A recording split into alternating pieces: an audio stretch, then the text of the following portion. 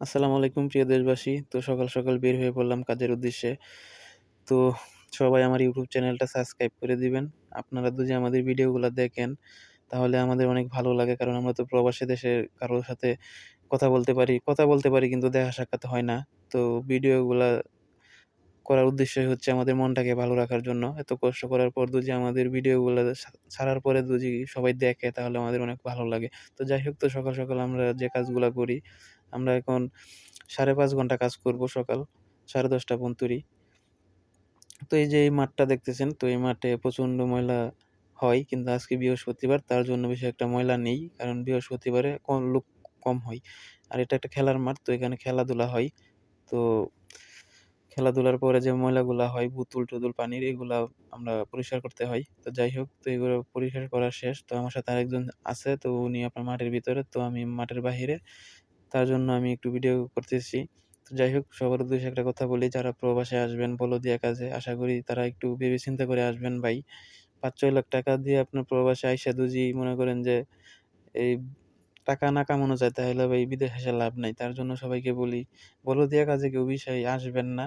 আপনাদের কাছে আবারও বলি। আর তারপরেও যদি আসেন, সেটা আপনাদের ব্যক্তিগত ব্যাপার, কিন্তু আসলে বুঝতে পারবেন ভাই। আমাকেও অনেকজনে বলছিল কিন্তু আমি কারো কথা শুনি নাই। কিন্তু এখন আইসা দেখতেছি যে না শুনে আসলেই ভুল করছি। কিছু, কিছু সময় আছে মানুষের কথা শুনতে হয়।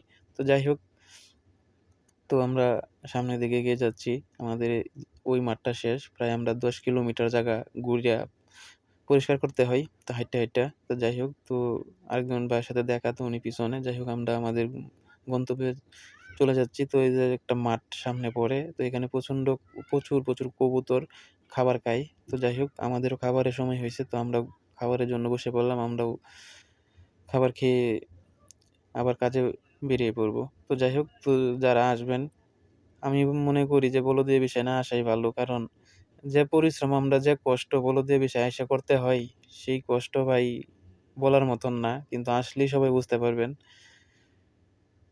কি বলবো ভাই? এটা আসলেই আসলেই বুঝতে পারবেন। এবং আমরা কি সত্য বলি না মিথ্যা বলি? আর আমার তো মনে করেন যে ৳৬ লাখ খরচ কইরা বিদেশে আসছি। কিন্তু এই টাকা কবে ভাই উঠবে আমি নিজেও জানি না। তো যাক, সবাই দোয়া করবেন। এটা হচ্ছে আমাদের বিকাল বেলার কাজ।